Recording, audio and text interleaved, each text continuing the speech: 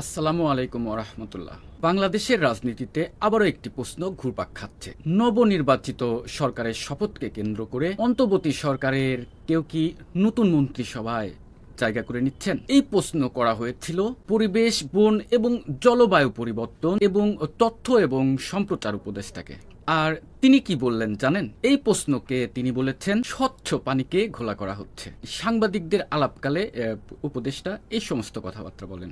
আজকে আসলে ক্যাবিনেট যে মিটিংটা হলো, এটা হচ্ছে নির্বাচনের উপরে আমাদের রিফ্লেকশনটা কি, আমাদের কার কার কাছে নির্বাচন বিষয়ে কি কি ধরনের প্রতিক্রিয়া এসছে, সাধারণ মানুষ খুশি কিনা, রাজনৈতিক দলগুলোর প্রতিক্রিয়া কি, বিদেশি যারা আছেন আমাদের বন্ধু তাদের কি কি প্রতিক্রিয়া, অবজারভাররা কি বলেছেন, এই সমস্ত নিয়ে যার যার রিফ্লেকশন করলাম।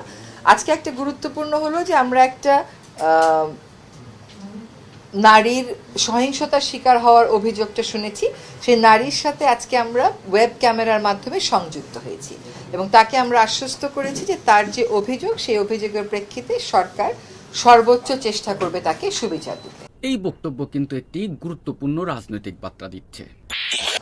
আজকে আসলে এই ইলেকশনের সময় প্রযুক্তি আমাদেরকে কিভাবে সাহায্য করে, মানে কন্ট্রোল রুমে থেকে প্রযুক্তির মাধ্যমে, ওয়েব ক্যামের মাধ্যমে কিভাবে তাৎক্ষণিকভাবে রিমোট এরিয়ার তথ্য আমরা জানতে পারছিলাম, সেটা নিয়েও কথা হয়েছে।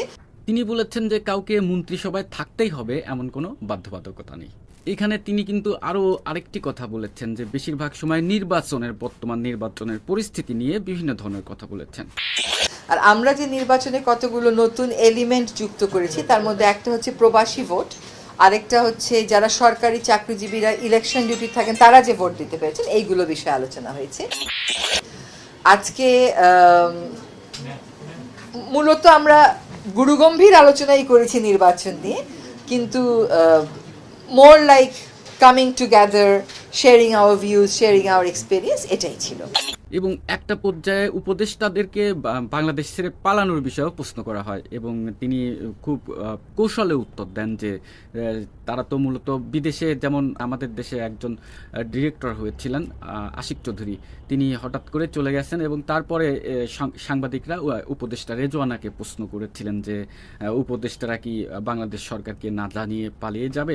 উত্তরে কিন্তু রেজওয়ানা চৌধুরী বলেছেন আপনার হচ্ছে তাদের কাজ তো বিদেশে থাকতে পারে, তারা বিদেশি চাকরি করেন, সেখানে তাদের ফ্যামিলি সেটেলমেন্ট ইত্যাদি ইত্যাদি অনেক কথা। আমাদের শপথ গ্রহণটা হবে সকালে সংসদ সদস্যদের, সেখানে আমরা উপদেষ্টারা কেউ থাকবো না, এটা নিয়মও নেই। বিকেল 4টায় যখন মন্ত্রী পরিষদের শপথটা হবে, সেখানে আমরা সকলেই যাব। আনুষ্ঠানিক যে বক্তব্য সেটা হচ্ছে 7টি সার্ক দেশের পররাষ্ট্র সচিবদেরকে আমন্ত্রণ জানাচ্ছি। এটা একটু চেক করে শুনছিলাম, মধ্যে আমি ভুলে গেছি, এখন মনে করতে পারছি না, বাট 7টি সার্ক দেশ থেকেই প্রতিনিধিত্বের জন্য আমন্ত্রণ পাঠানো হয়েছে। এর বাইরে আর কোনো কিছু আমাদের সরকারি পর্যায়ে জানা নেই। এছাড়া তিনি আরো কিছু গুরুত্বপূর্ণ কথা বলেছেন, চলুন সেগুলো শুনে আসি। না, আজকে ওগুলো নিয়ে আলোচনা হয়নি। আসলে এগুলার তো কতগুলো সেট রুল আছে। যেমন সেট রুল হচ্ছে পরের মন্ত্রিসভা শপথ না নেওয়া পর্যন্ত এই উপদেষ্টা মণ্ডলী কাজ করবেন এবং সেজন্য যা যা সুযোগ সুবিধা পান সবই তারা পাবে। তবে এক একজনের বাস্তবতা একটু ভিন্ন হওয়ার কারণে আমরা যেরকম অনেকে সরকারি বাসাতে উঠিনি, যারা উঠেছে তাদের মধ্যে তারা 1 মাস পর্যন্ত ওই বাসা রাখতে এন্টাইটেল, দ্যাটস দ্য রুল। এখন কে রাখবেন কে রাখবেন না সেটা আমরা জানি।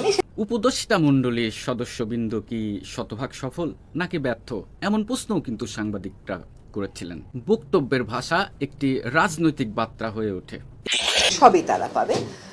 তবে এক একজনের বাস্তবতা একটু ভিন্ন হওয়ার কারণে আমরা যেরকম অনেকে সরকারি বাসাতে উঠিনি, যারা উঠেছে তাদের মধ্যে তারা 1 মাস পর্যন্ত ওই বাসা রাখতে এন্টাইটেল, দ্যাটস দ্য রুল।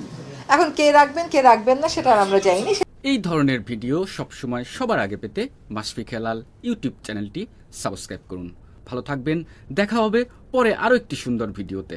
আল্লাহ হাফেজ।